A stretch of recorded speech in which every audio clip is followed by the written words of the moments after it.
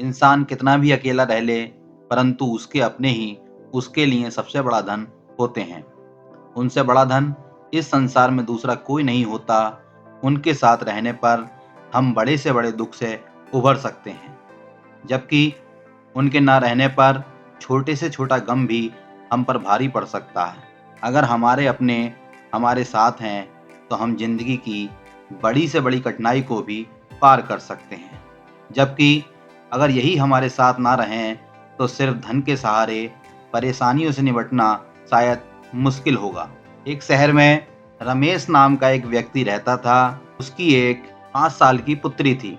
रमेश की पत्नी का एक बीमारी के चलते निधन हो जाता है। अब रमेश दुविधा में पड़ जाता है कि इस बच्ची का पालन पोषण कैसे होगा। परंतु आसपास के सभी लोगों ने कहा कि रमेश, तुम दूसरी शादी कर लो। परंतु रमेश शादी को तैयार नहीं हुआ। परंतु बेटी की स्थिति को देखते हुए वे उसकी सौतेली माँ लाने के लिए तैयार हो गया।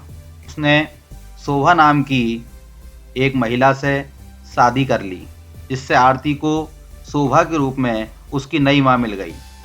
वैसे तो कहा जाता है कि सौतेली माँ सौतेली ही होती है, वे कभी भी सगी जैसा प्यार बच्चे को नहीं दे सकती। मगर शोभा ने इस मान्यता को पूरी तरह झूठा साबित कर दिया। आरती की माँ के गुजर जाने के बाद उसके पिता को अपनी नन्ही सी बिटिया की परवरिश की चिंता सताने लगी थी। ऐसे में उसने सभी मान्यताओं को ताक पर रखते हुए उसके लिए एक दूसरी माँ लाने का फैसला कर लिया। हालांकि वे इस फैसले से काफ़ी डरा हुआ था और उसके मन में बहुत सारे सवाल थे। क्या शोभा उसे सगी माँ जैसा प्यार दे पाएगी? क्या वे उसकी ज़िंदगी में एक माँ की कमी को पूरा कर पाएगी? कहीं ऐसा तो नहीं होगा कि जिस आरती के लिए वे इतना सब कुछ कर रहा है वो एक दिन उसी की राह का कांटा बन जाएगी? इन तमाम सवालों में उलझे हुए आरती के पिता ने आखिर सभी बातों को दरकिनार करते हुए वह किया जो उसकी अंतरात्मा ने कहा। शोभा के घर में कदम रखते ही आरती की जिंदगी फिर से खुशियों में भर गई। शोभा ने उसे बिल्कुल भी सौतेली माँ जैसा कोई अनुभव नहीं होने दिया। वे उसे खूब प्यार करती थी और देखते ही देखते काफ़ी समय गुजर गया, परंतु शोभा का प्यार आरती से कम नहीं हुआ। शोभा की पड़ोस में उसकी रिश्ते की एक मौसी रहती थी जो अक्सर उसके घर आया जाया करती थी। एक दिन वे शोभा से मिलने उसके घर आई और काफ़ी देर तक दोनों की बातें होती रहीं। काफ़ी देर बाद मौसी ने कहा कि बेटी, वैसे तो मैं जानती हूँ कि तुमसे कुछ भी कहने का कोई फ़ायदा नहीं है, पर क्या करूँ, तुम्हारी मौसी हूँ, तुम्हारी माँ की बहन हूँ, तो कहना तो पड़ेगा ही। माना आरती तुम्हारी बेटी जैसी है, परंतु वे तुम्हारी बेटी नहीं है। मेरी मान और कम से कम अपनी एक संतान तो इस दुनिया में ले ही आ। शोभा ने कहा कि मौसी, आरती मेरी बेटी ही है। मैं नहीं चाहती कि उसके लालन पालन में किसी तरीके की कोई कमी आए। लेकिन उसकी मौसी ने उसके भीतर ऐसा जहर भर दिया था और वे जानती थी कि उसकी मौसी उसका बुरा कभी नहीं चाहेगी। आखिर उसे इतने बड़े घर में बहू बनाकर लाने वाली उसकी मौसी ही तो थी। शाम को जब रमेश अपने घर लौटा तो शोभा रमेश से एक बच्चे की जिद पर अड़ गई। शोभा ने कहा कि उसकी कोख से जन्मी संतान और आरती में वो किसी प्रकार का कोई भी फर्क नहीं करेगी। वे आरती को तब भी उतना ही प्यार देगी जितना कि वे आज देती है।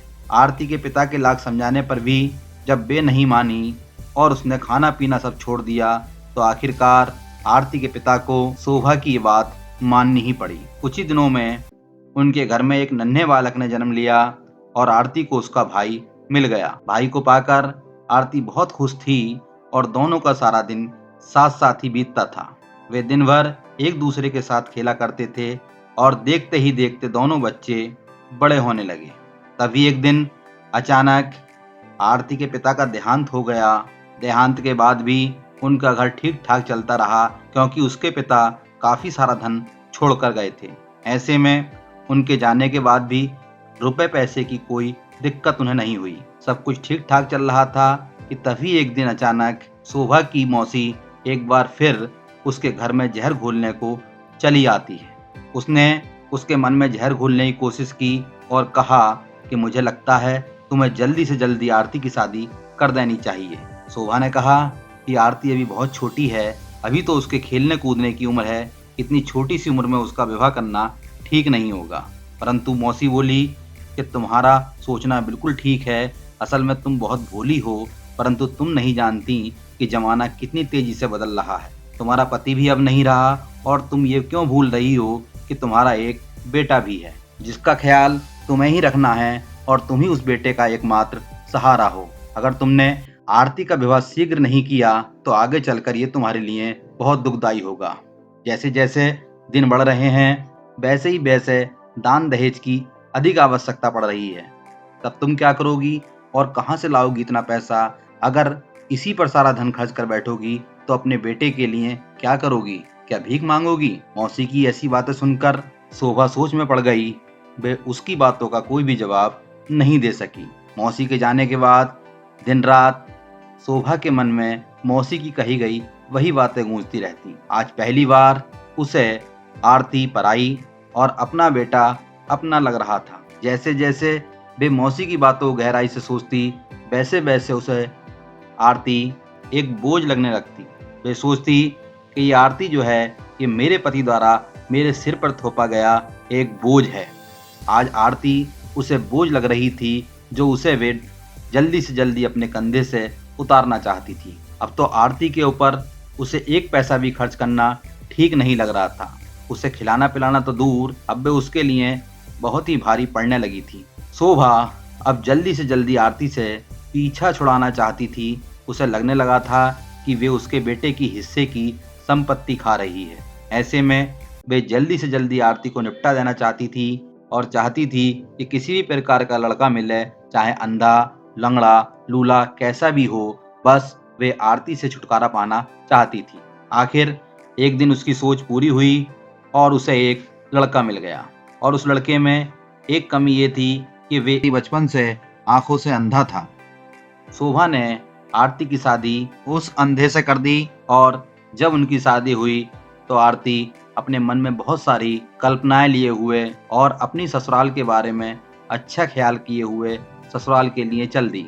जैसे ही उसकी डोली उसके ससुराल के दरवाजे पर रुकी तो उसने देखा कि उसके पति का घर बिल्कुल कच्चा था और उस पर एक छप्पड़ पड़ा हुआ था। उसे वो नज़ारा देखकर उसने कभी नहीं सोचा था कि उसके साथ ऐसा होगा। वहाँ का नज़ारा देखकर आज उसे अपने मृत पिता की याद आ रहे थे। जब उसे पता चला कि उसका पति आंखों से अंधा है तो आरती को बहुत बड़ा झटका लगा।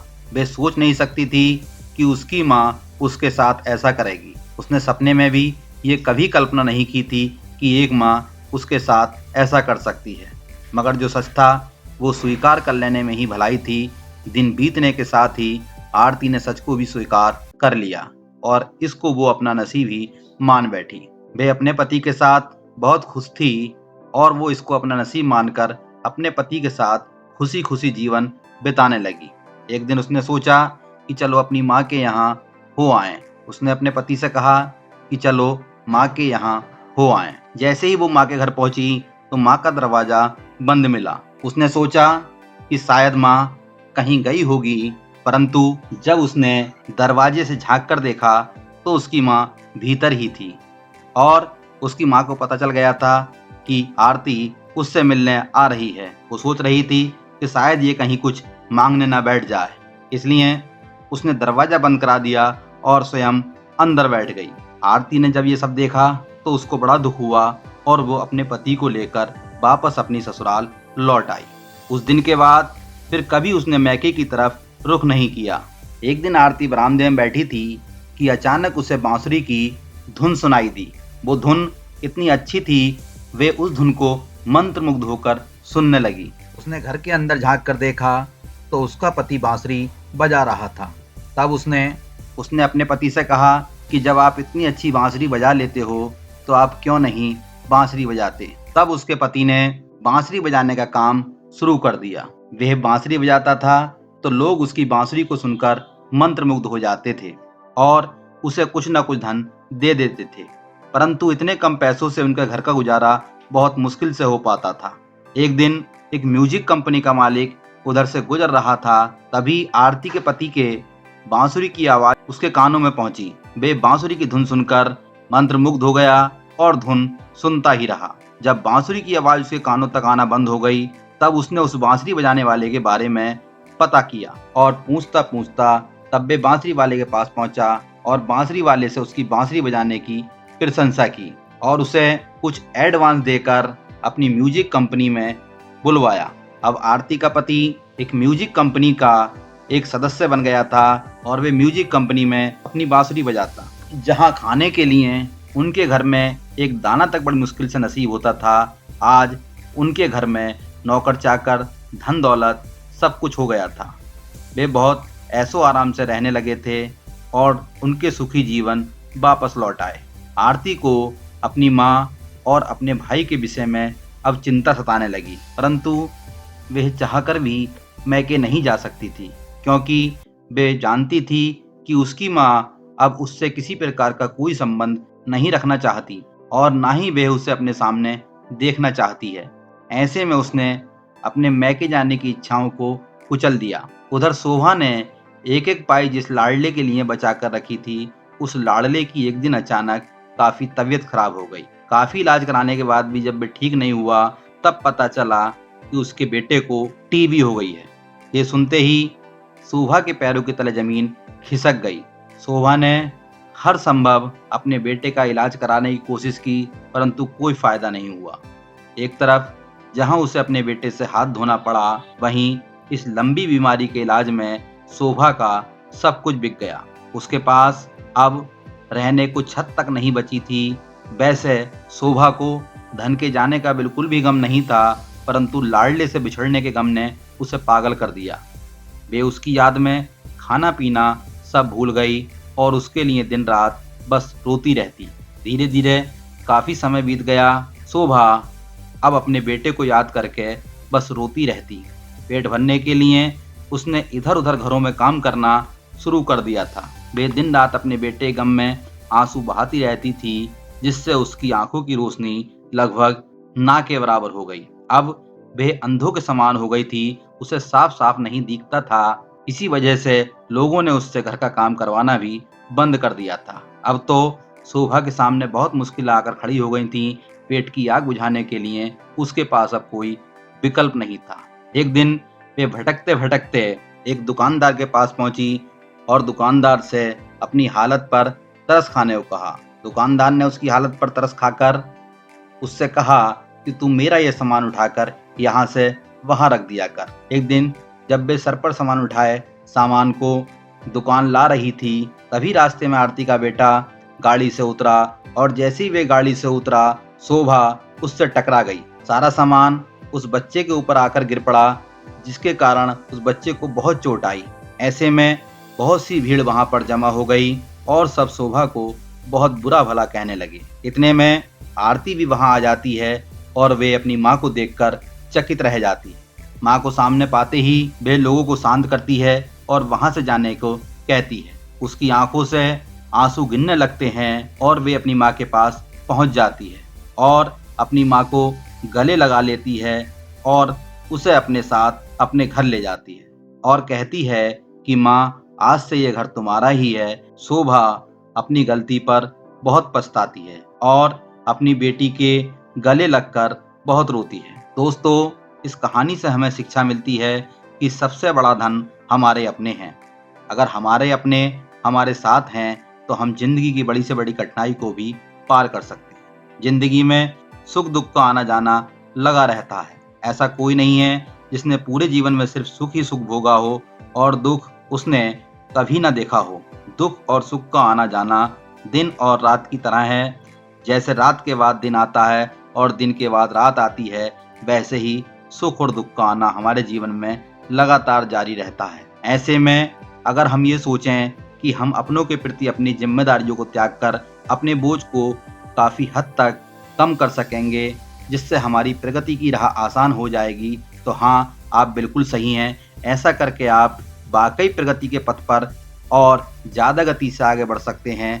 परंतु जब मुश्किलें आती हैं, तब यही हमारे अपने जो अच्छे वक्त में हमें बोझ लगते हैं, हमारे बुरे वक्त में हमें किसी मजबूत स्तंभ की तरह सहारा प्रदान करते हैं और जिनके सहारे हम अपने बड़े से बड़े गम को भी भूल जाते हैं। उनके साथ हम हंसना सीख लेते हैं, उनके साथ हम चलना सीख लेते हैं, धन गया तो कुछ नहीं गया, मगर यदि अपने चले गए तो समझो सब कुछ चला गया। ये कहानी आपको कैसी लगी कमेंट करके जरूर बताना।